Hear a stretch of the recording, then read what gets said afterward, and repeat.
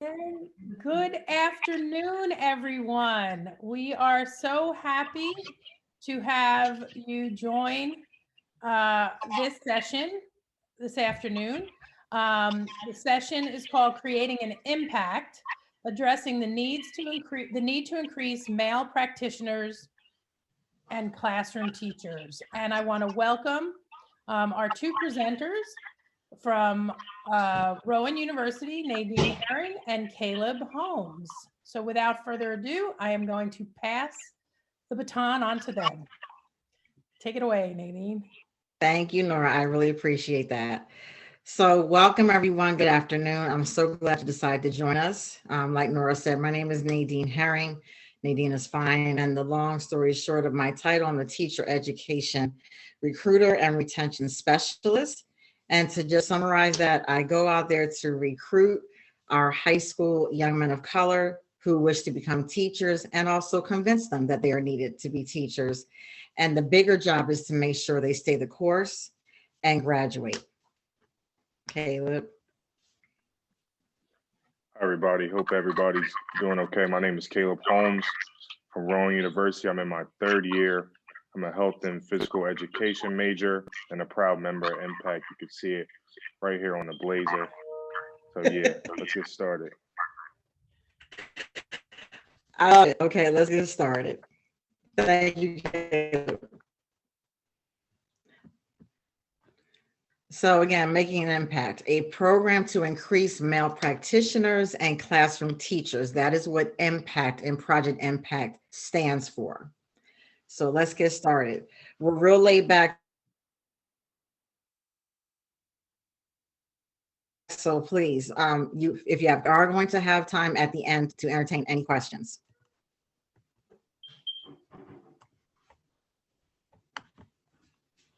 So our presentation overview, we're going to discuss what is the rationale for the program, provide a program description, talk about the structure of our program, and then share with you our takeaways and what we have been learning in the 5 years that Project Impact has been in existence. And what that includes is our celebrations, again, looking at our challenges, and we're going to share some actual scholar testimonials from actual scholars in our program.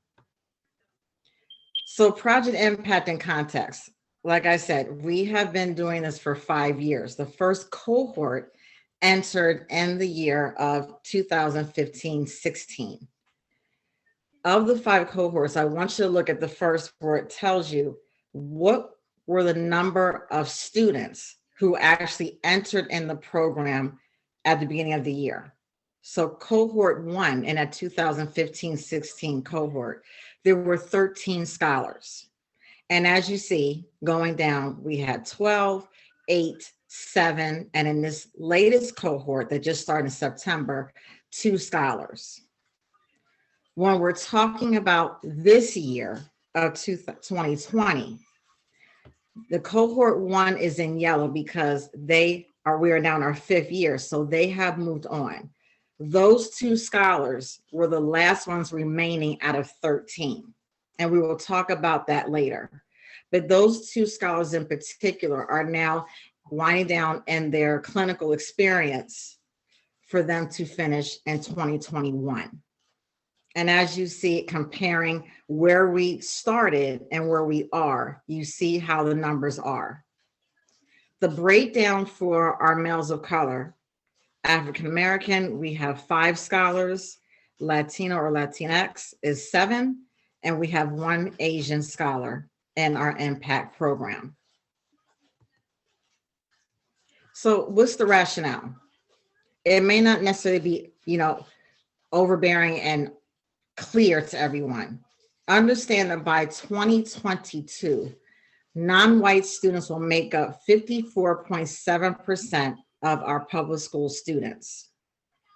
Students of color equal more than half of the overall student population, yet teachers of color only make up 15% of the educators in New Jersey. Nearly 82% of public school teachers are white. So Project Impact answers that question. Why? What is going on? How can we make this more palatable? It was created because we want to respond to the persistent opportunity gaps faced by our young men of color and from diverse backgrounds. And let me make sure you know another thing, which many of you already know. When we're talking about the entire country, only 2% of male teachers are Black. 2% in the entire country. We have to answer that calling. So the description of our program, it is a recruitment and retention program for males of color and teacher education. NJACTE students are provided a 4-year scholarship, 4-year for traditional students, which are freshmen coming right from high school, or a 2-year academic scholarship for transfer students. And I want to note in the pictures that you see, the top picture was recent. Those are our 2 newest scholars in the program. And that was at our tie tying ceremony, which we'll talk about later, or Kayla will definitely discuss that. And to the right is our dean, Dr. Jean Gaton. Below that is our executive director, Dr. Stacy Leftwich. And that was during a visit to a school in Camden that took place last year. So what about the structure? So Project Impact in the center, we are answering and making sure we have the recruitment piece, the mentoring professional development for scholars in the program, looking at our curriculum, and then looking at student services, supports, and resources.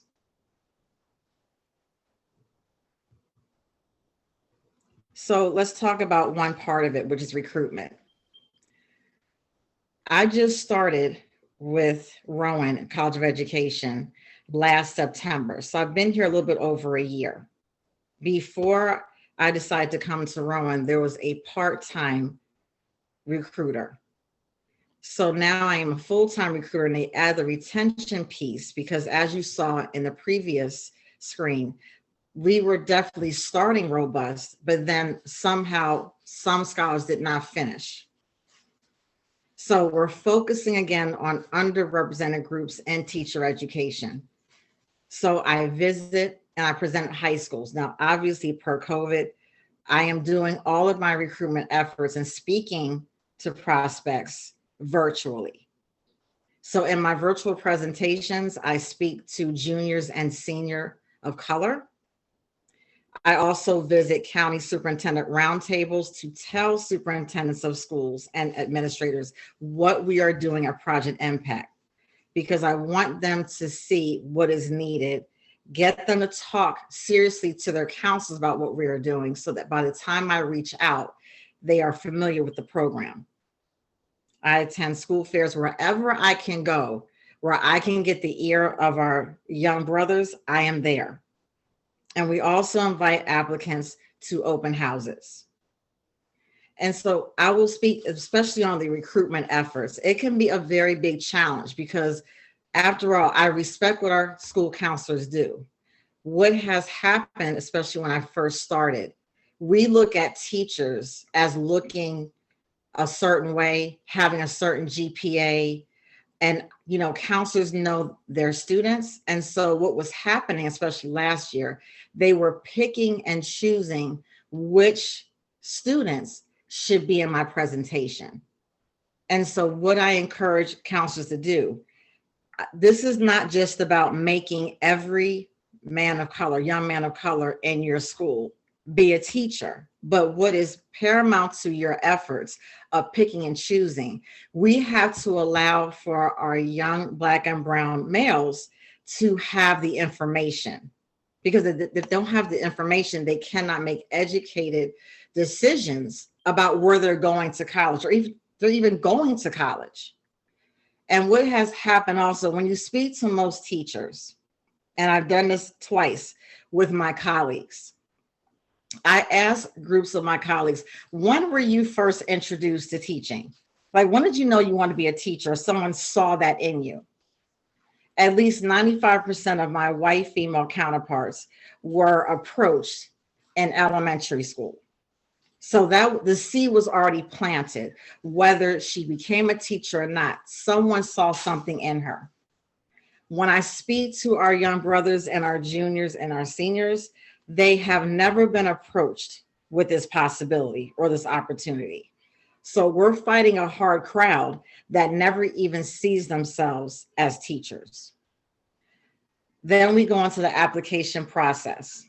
Just so you know, the 3 requirements to even be in Project Impact. Number 1, you are a male of color.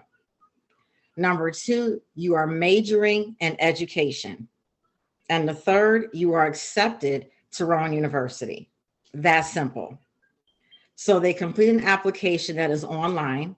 And when I recruit at schools now virtually, I provide the link to the application in the chat. Before I even leave, I have the gentleman fill it out. And I make sure they understand this is not a contract saying that you have to come to Rowan or that you are going to be a teacher. But I want to keep in touch with these gentlemen because after I leave, there may not be any follow-up. After we receive the application, I then have a conversation with them through email. And oftentimes these gentlemen have my actual cell phone number. That's how important it is. We make sure we have a group interview for all those interested. And the group interview consists of mentors, the executive director, and me.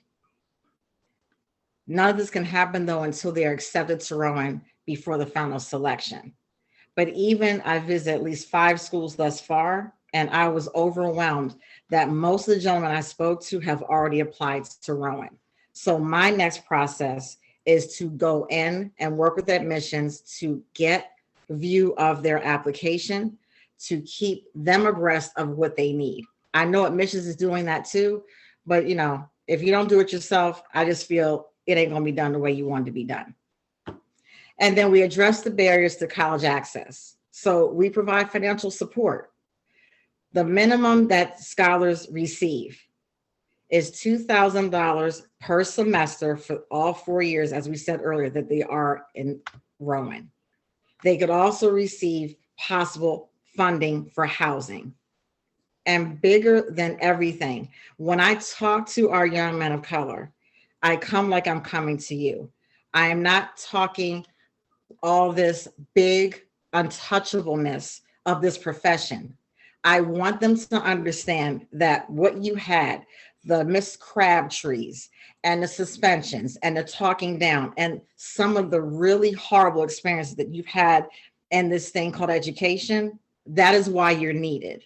When we're talking about the racial pandemic that is basically accompanying COVID, you are the ones that can teach us veterans what is missing. What do we need to do? So I'm talking to our young men with respect and validating that they are needed. And oftentimes that's not the message that is given. So after a student is accepted into the impact program, in the summer we have a scholar orientation. And that's just an opportunity for us to meet with the new cohort scholars and their parents. In this meeting, the roles and responsibilities are shared so that everyone is on the same page. This past summer, it was virtual. So parents were there next to their sons, asking questions. We had already sent them the MOU, which outlines the responsibilities of the scholar. And it tells them what is needed. What are the consequences? What does this mean in you receiving the scholarship money? What does it mean when you are going to be talking to your mentors, meetings, etc.? Everything is outlined in this MOU. And we discuss all of that during the orientation. So looking at our program curriculum, it's aligned to the College of Education's tagline, which is access, success, and equity. Not equally, equity. So we make sure, even with the 13 scholars that are in our program right now, every one of them, no exaggeration, has different needs for them to be successful. and we make sure that we cover that. We are granting them access. And this is what Rowan has wonderfully been doing to make sure what is going to be palatable to the students that we serve. What does a student who comes from a Bridgeton, Cherry Hill, Paulsboro, what does that individual student need for success? Because I'm telling you, it's a really big transitional moment to come onto Rowan's campus and be in an environment that is so strange. We want to make sure that we are tagging that quickly and making sure they have the supports. So the classes are new and redesigned, answering the call of sociocultural learning theory and the social justice philosophical stance. There's no way, especially right now with what we've been seeing and continues to happen with our Black and Brown people, there's no way that we can ignore what has been affecting the homes of many of our students that we come in contact with. So we are intentional with our faculty who are teaching those core education classes.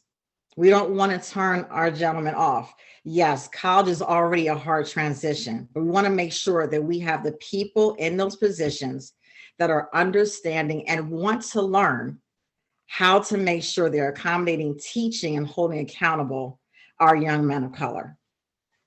And one of the biggest, exciting things that I found is our Men of Color Network. We utilize these brothers that I lovingly call these men who are in the field and provide opportunities for clinical experiences. And again, we'll talk about our Men of Color Network shortly.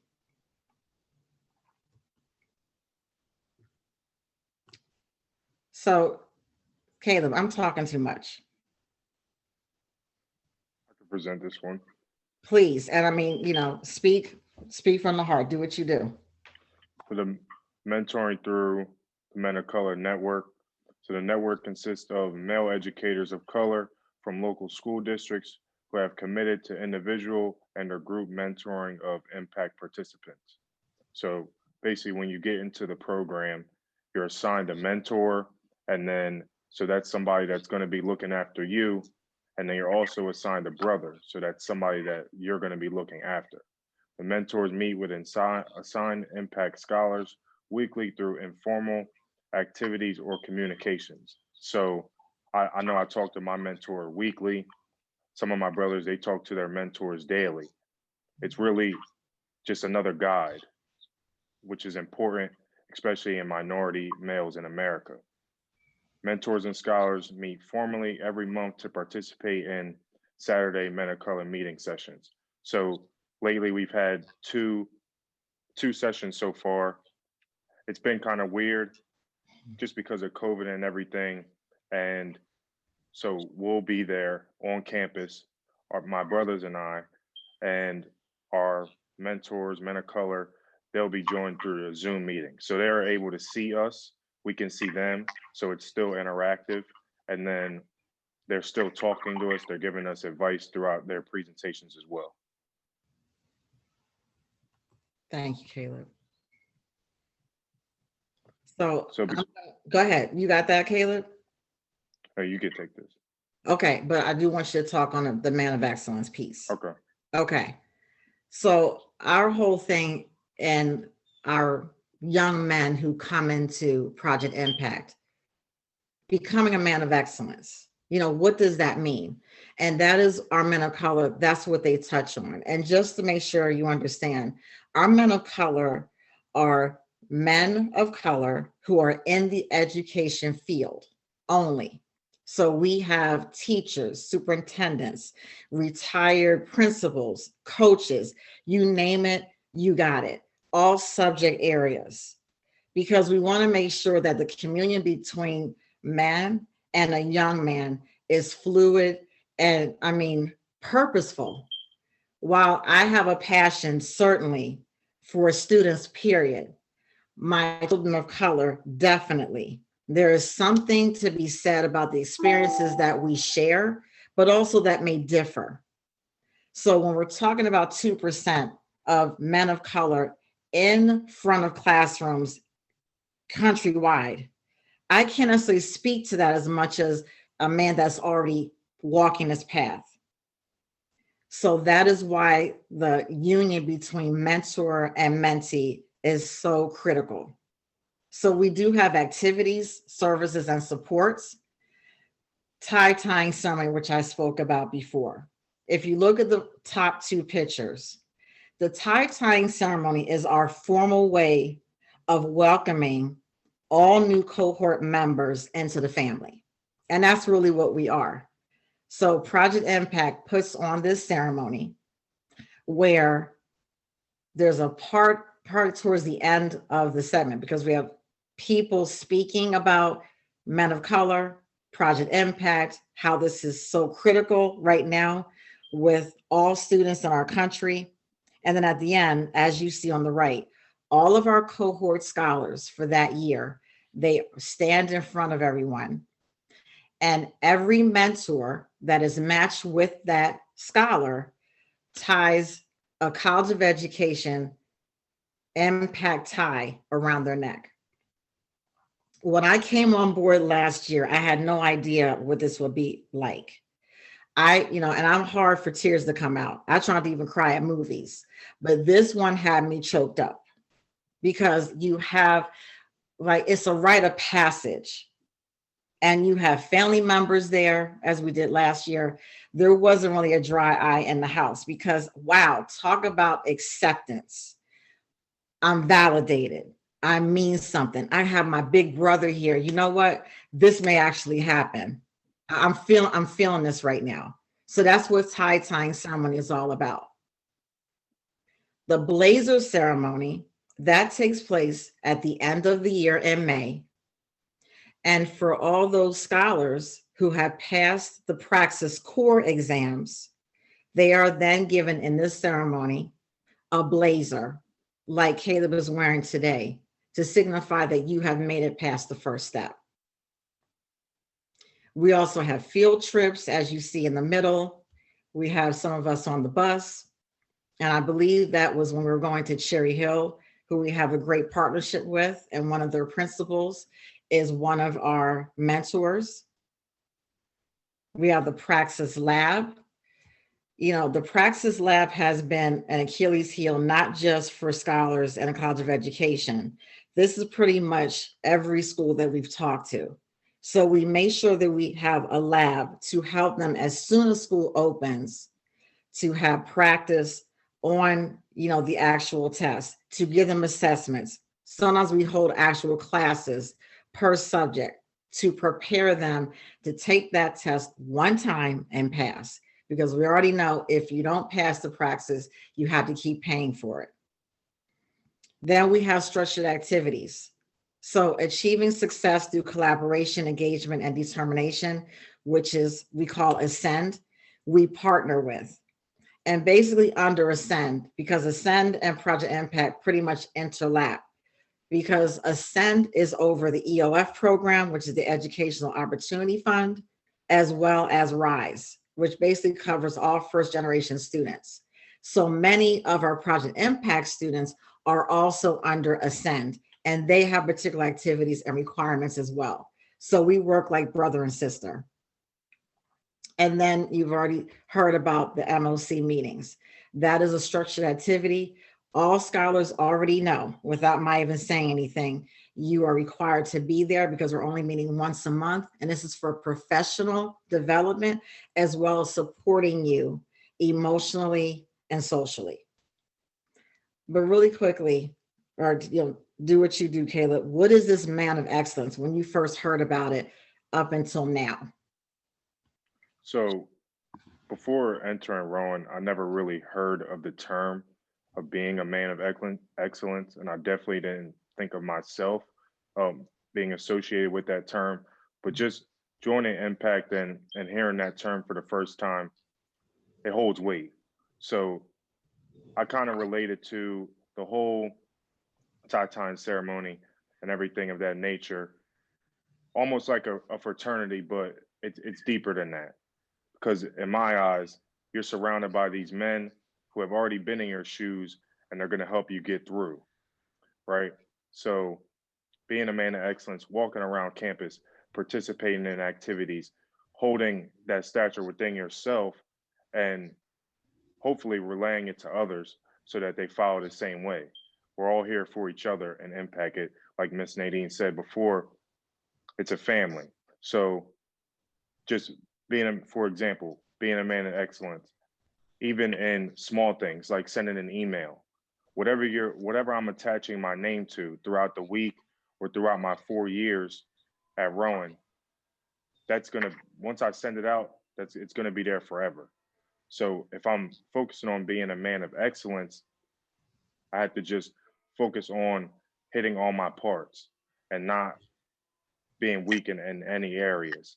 Now, when I am weak in any areas, another part of being a man of excellence is knowing how to come back from being weak in certain areas or maybe falling and getting back up.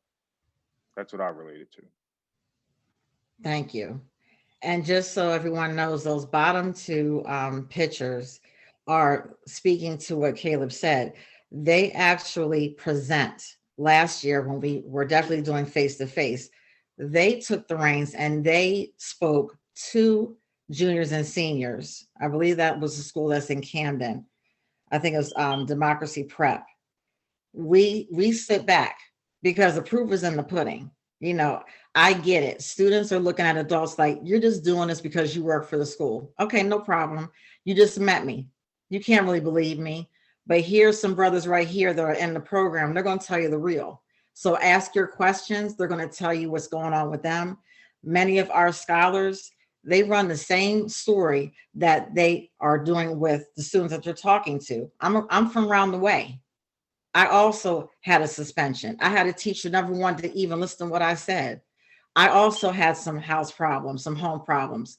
But now, you know, I'm manning up and I'm good. And just know that if you come into this program, you really do have brothers that have your back. And we can't say that, but our students like Caleb can. Sure. So talking about that MOC, our Men of Color meetings, I just want to share the structure with you because there's definitely a rhyme to the reason and why we do things in this way. So the first thing that we do, we have a breakfast. Now it turned to a breakfast snack because we already know about funding and it's been kind of crazy right now. That also affects the College of Education. So we make sure we feed our young men when they come in. Just so you know, our meetings start at 9 a.m. on the dot on the Saturdays that we meet. So I tell our young men they need to be in the place by 8:45 to start their breakfast, you know, get together, because sometimes some of our brothers don't even see each other during the week. They're just that busy with life. So once we start at 9 o'clock, I will lead some type of opener that's interactive, just an activity to get the blood going. I mean, it's Saturday morning. I'm sure many of them will probably be in the bed, but I give them something that they can definitely grasp. Like our last meeting, which was just last Saturday, I showed them a quick video from Welcome Back, Cotter. I'm sure many of you may know. If not, I don't even want to talk to your young self right now. But seriously, it was about substitute teaching because many of our scholars, once they reach 60 hours of their class, they can now go apply to be a substitute. So the reason why I showed that, because they had 3 examples of substitutes that were in the classroom in front of the Sweat Hogs, and they ran 2 of them out, but the third one came with something better, and they got in line. So the mentors and I, a 10-minute activity turned into 20 minutes because there were so many things that the scholars and the mentors pulled from it. So that's what that's about in the beginning. Next, we go to housekeeping. So it could be about praxis deadlines, things you need to know as far as any type of study groups or something going on Rowan's campus. We definitely celebrate scholar successes if they pass the praxis exam. It doesn't have to be all 3. Did you pass one? We're going to holler about it. Like Caleb is doing. I try to make sure there's, you know, one of our scholars with me every time I go to a school. I always celebrate them in doing that because I know that any success I have with the school is not just me. It is on you. And then we may talk about some concerns that we may have. Maybe someone's going through something. We definitely had this pandemic. We had to really keep checking in, for example, in the spring, because when COVID hit during spring break, it wasn't as smooth as people think. Oh, you're already home, so it's not a big deal. No, we had to make sure we went in because we saw some serious transitional problems.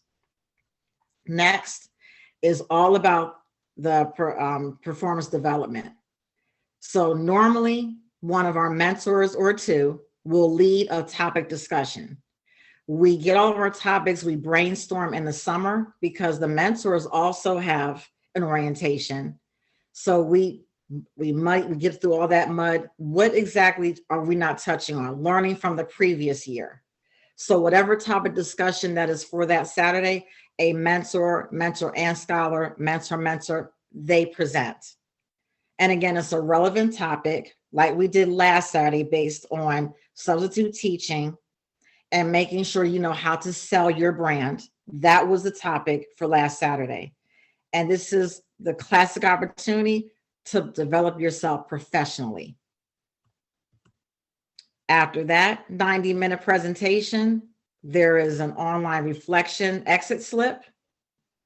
Students will share out what they've learned, questions they may have for the mentors, comments between students. And then at the end, we make sure to really respect why we're here. 30 minutes is devoted to mentors and scholars meeting and checking in. So last year it was great. Everyone's in the same room. The mentors get with their scholars and they have their private discussions. They talk about what was happening during the week. They make sure that they have maybe updated dates on when they're going to meet again. Many of our scholars and mentors did meet outside of Rowan at least one time for lunch, Sunday dinner, you name it. It's about what is going to make it work for them.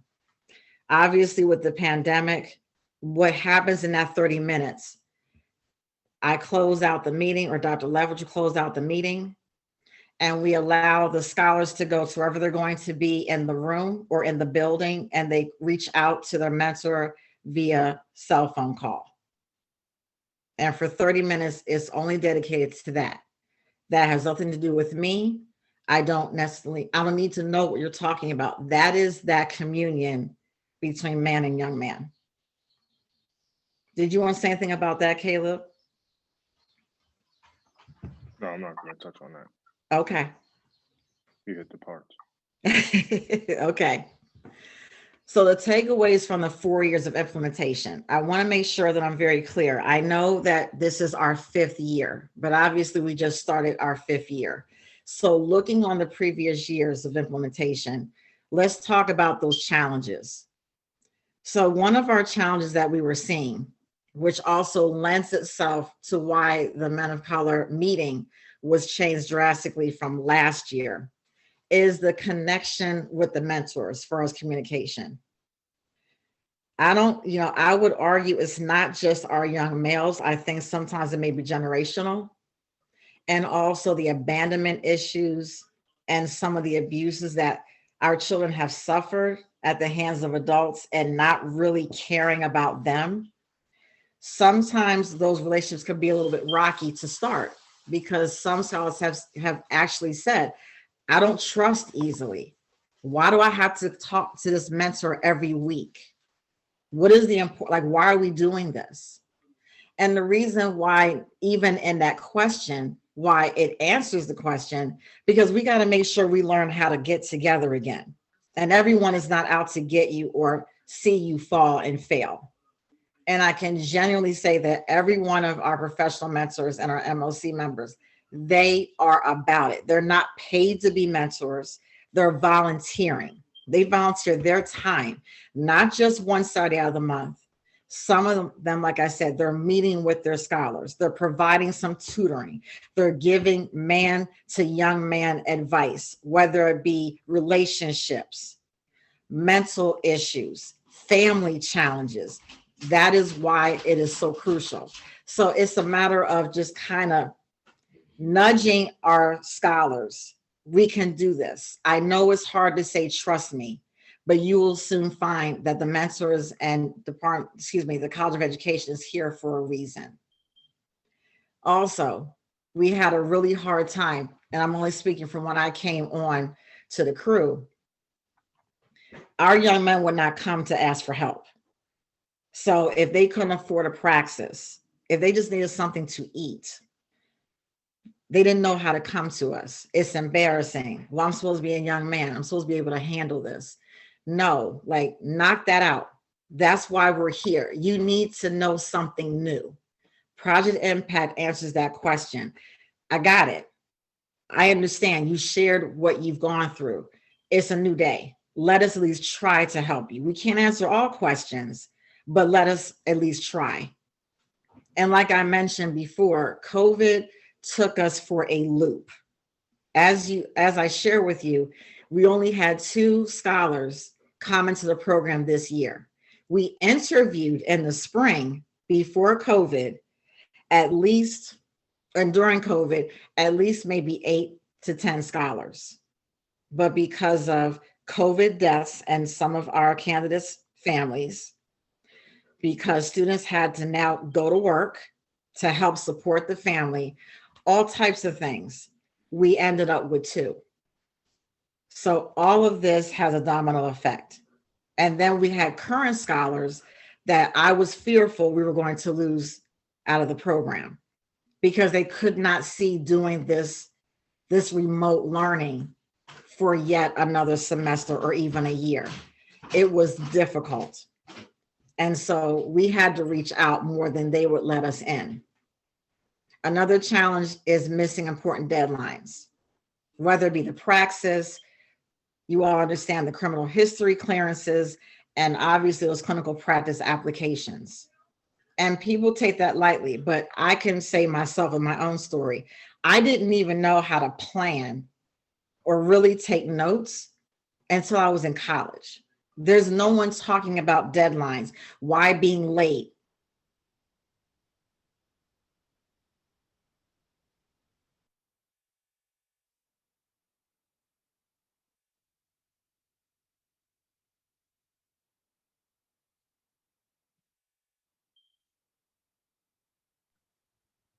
Nadine, did we lose you?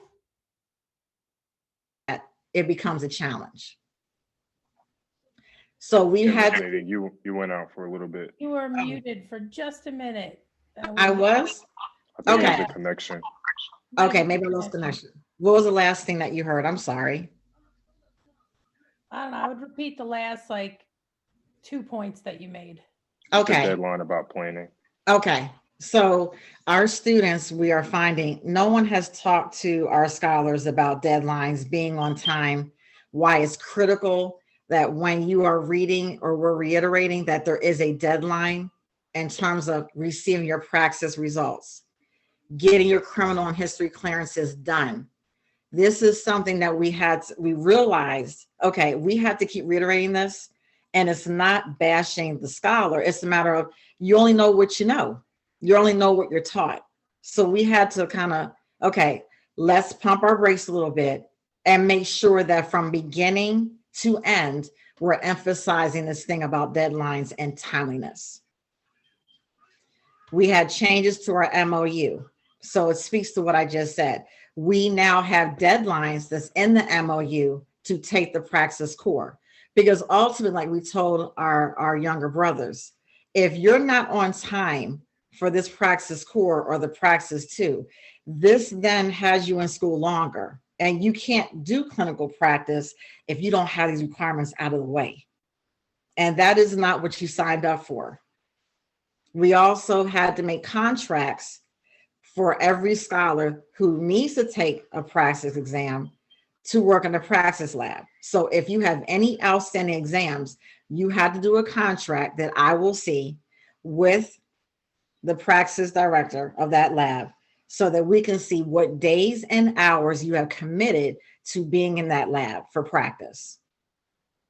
And every semester after we see your transcript to look at your GPA, and the GPA is, you have to have a 3.0 or you may be placed in a warning status or probation. And we also implemented a consequence policy. And this is not to be like a Debbie Downer. It's a matter of actions have consequences. Men of excellence are doing what they need to do. So while we are definitely holding our boys accountable, our young men, pardon me, accountable, it's with a reason, because we know what's out there. We know when you go in for that interview, you have to be right. That may be your only chance. The weekly check-ins with mentors, we definitely emphasize. And then I continuously check in with our scholars. We do group me. Everyone has my cell phone number. I text them, I email them, I call them. No one, I'm not having anyone slip on my watch. And Caleb can attest to that, because I'm sure they get tired of Ms. Herring calling and emailing them almost every day. Okay, that laugh answered the question. So our takeaways and celebrations. First scholar graduated in 2019. We have 2 scholars graduating this December. 10 out of our 13 scholars passed that praxis core, which means they have blazers. So only 3 remaining, they're going to take their praxis core before December 1st, which is the deadline to receive their scores. We have more fluid relations with instructors and advisors.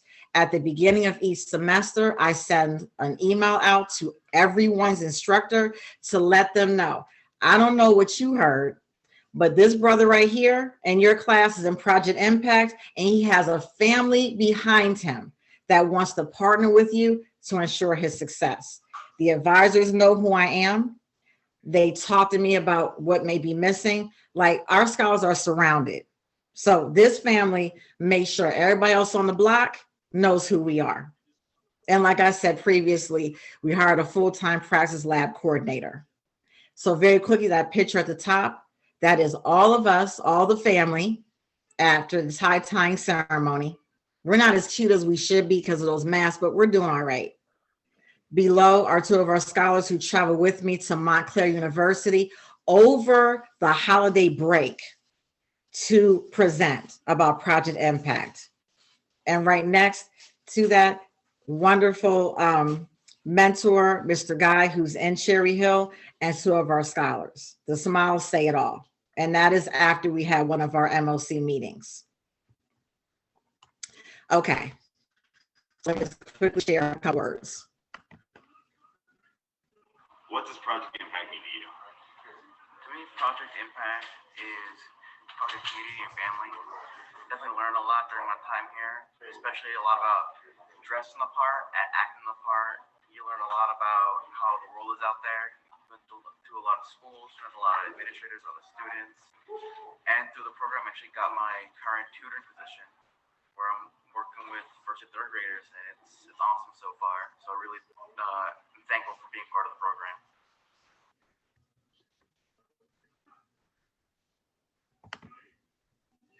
What does Project Impact mean to you? Project Impact means having a chance in shaping my future and others' futures. I kind of decided to be a teacher at the last minute, and joining Project Impact really helped me understand why and what that meant to become a teacher. And with all the resources and people around, I would never have even had a chance to go to college or be nearly where I am right now without it.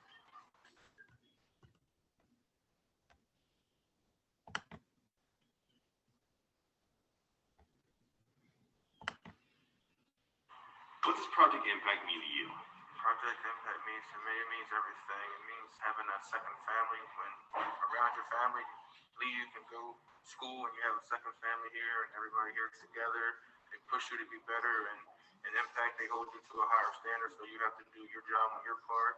And just to have that resources around you and brothers you can count on to push you to be the best, it means everything to be in Project Impact. So, how is this relevant to us? I mean, I know we're at a convening. That's really needing why are you asking this question? But I want to make it very, very clear. The responsibility for true educational equity is on all of us. Men of color in classrooms is not just about mirroring our Black and brown students. It's about changing the context of how we all reevaluate and validate manhood and leadership in our underserved communities. And I always tell our young men, yes, we want to make sure that those little ones that look like you have a chance. But do you understand that as soon as you walk into a classroom and you're teaching Shakespeare or science or history or English, do you understand that some of the white children in your class also are like, wait a minute, this doesn't fit the 4, 5, 6 at 11 o'clock news of people I see like you. Like, wow, you're relevant. Yes, you are. So creating an authentic relationary, that was my word, I'm an English major, and revolutionary education versus just schooling for our children, it is crucial and it does warrant our putting in the work. Thank you for your time, but there's my information as well as project impact information. I truly welcome anyone. Give me a call, send me an email, any questions. I would love to have a conversation. I love these gentlemen, all 13 of them. They may work my nerves, but guess what? They are so worth it because I want to learn from them. Ms. Herron, we have some questions in the chat. Do we have time? Yeah, I think we have about 5 minutes. Nadine and Caleb, Okay. thank you so much for that great presentation. And Yes, what you're welcome. important work you are both doing. Thank So you. why don't we just open it up now? People can unmute themselves and ask whatever questions that they have. There's a question in the chat. Ms. Okay. Nadine, you probably be able to answer this best. Gia, forgive me if I pronounce that wrong. She asks, how do you pay for the scholars? Where is the funding source coming from for scholars? And then she asks, is it a grant? Okay, so this, the actual money comes from Ascend, which I had talked about earlier, the other entity on Rowan's campus that we work closely with. I believe it is a grant. Now, I got to check on that more because whenever scholars are accepted that are freshmen, again, many times their funding is mixed in with EOF as well as RISE. And I know that EOF is federal money. So they are getting this for all 4 years from different resources. The only time that the College of Education, just so you know, has to actually pay out of our pocket is when we have transfer students from community colleges. But normally, our population is more freshmen than transfer students. Nicely, with the 2 students we have, one is a transfer student from RCBC, and the other freshman comes from Bridgeton. Do we have any other questions? You're very welcome. Jennifer Jones asks, the mentor and peer-to-peer process. So I think she wants to know like the mentor to scholar and then scholar to scholar process, how that works. Okay. So when I came on board, many of the mentors were already partnered with scholars. As scholars may have left the program or they have gone on, like our 2 scholars in cohort 1, we just, we look at some of the interest or the strengths, because again, in the interview, we have gotten to know our scholars. So let's just say maybe there's a graduate from Bridgeton and there's a principal or a teacher from Bridgeton. Now, that's not probably always the best way because they already know each other. We want to make sure we develop new relationships. And even though Caleb has an assigned mentor, he has access to all of the mentors. He can call whoever he would like. As far as the impact brotherhood and how we choose them, I purposely, for our transfer student for this cohort, I partnered him purposefully with, you saw Merrill. He was the last scholar who had a testimonial. He is also a transfer student. So they share an experience that freshmen don't really understand. They've already been in school for 2 years. Merrill will soon be on his way out. I want for him to make sure he can help our new scholar because He's walking into this blind. It's a brand new experience. We know the personalities, so maybe we have someone who's really outgoing. He's already substituting, and we have a freshman. He's in his second or third year, and you know what? He's still rough around the edges. So we really try to pair based on strengths, needs. How can this brother really lift up another brother? So we do take it very seriously. I'm going to touch on real quick, just the mentor to scholar choosing. So I had a mentor that was chosen for me, and I actually knew him growing up. We lived in the same neighborhood. He's familiar with my grandmother and my mom, my brother, all of us. So I was already familiar with him. But other than that, I knew going into Impact, I already knew some of the other mentors. So, for example, Mr. Sherman Demby, we go to the same church. One thing, basically what I'm trying to say is all these mentors, they're all versatile. They're all in their own way. So whether sometimes, you know, they might, I remember last year, we had some mentors that were actually assigned 2 scholars, some assigned 3.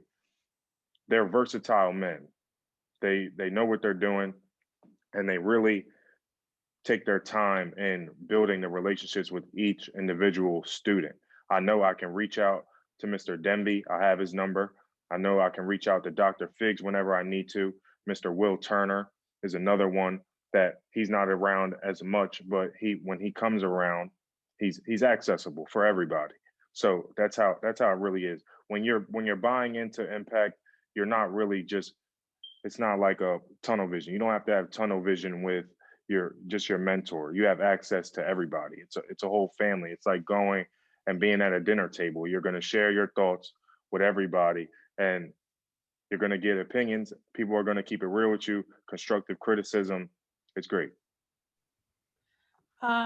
Just in the interest of attending to time, I don't think we have time for more questions. However, Nadine, if you could type your email address in the chat, that would then provide a contact point for anyone who's interested.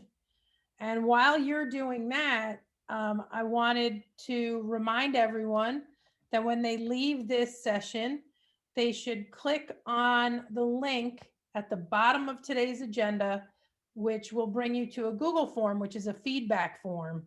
So you can provide feedback on the afternoon, and you can also then indicate that you would like confirmation of your attendance for professional development hours for your work. So Nadine, you're muted. Oh, you're Yeah, may I just say one last thing? Yes. I'm sorry. I know we're out of time. Please reach out if you are a young man of color, and I'm being nice and saying young man of color because we're all young. We need mentors all the time. So yes, I want people on board. I want you to run back to your districts, your schools, and talk about this wonderful program. And I will come. I don't care if it's 2 students. I got a lot to say. But also, if you want to mentor and be a hope and a push for these brothers, please reach out to me. I will tell you the process. It's real simple.